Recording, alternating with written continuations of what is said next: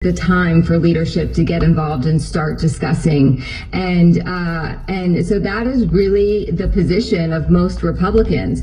They think that Democrats should completely fold. Democrats say, you want our votes, you need to come to the table and talk to us, something that Republicans are refusing to do. There are some bipartisan rank and file discussions that are happening in the Senate, and that might be the way out. But those really haven't elevated to leadership at all, and it's very unclear that that's going to elevate to a mass movement. Yeah, and by the way, the president is out of town, so it would take him getting back from his overseas trip to sign anything into law. So, going to have to wait at least that long. Let me show a map of the states that rely on SNAP benefits the most. You remember I said a moment ago, 40 million Americans rely on these benefits. These are the states that are most affected: New Mexico, Louisiana, Oregon, Oklahoma, Nevada. Alex, you were in one of those states. You were in New Mexico. Talk to me about what you're seeing at local food pantries.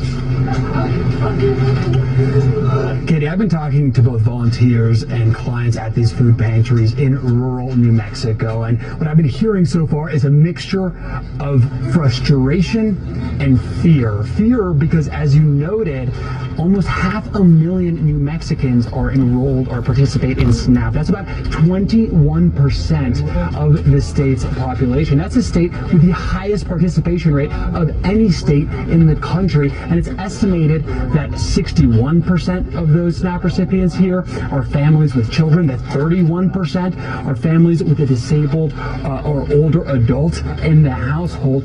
But there's also frustration that the president promised to bring down prices, and that's not what people say that they're experiencing, and frustration that the squabbling that's happening on Capitol Hill between Republicans and Democrats feels so disconnected from people's everyday lives here in rural New Mexico. But don't take my word for it, Katie. I want you to hear from some of the people I've been speaking to today about the stress they're living under in this moment.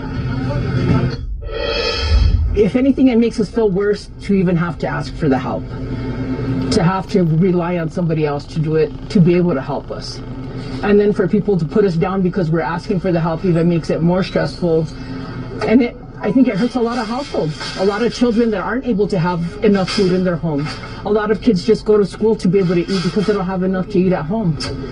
And there's a lot of kids that also need the Medicaid, all that stuff, to be able to go see doctors, to be able to get the proper care that they need.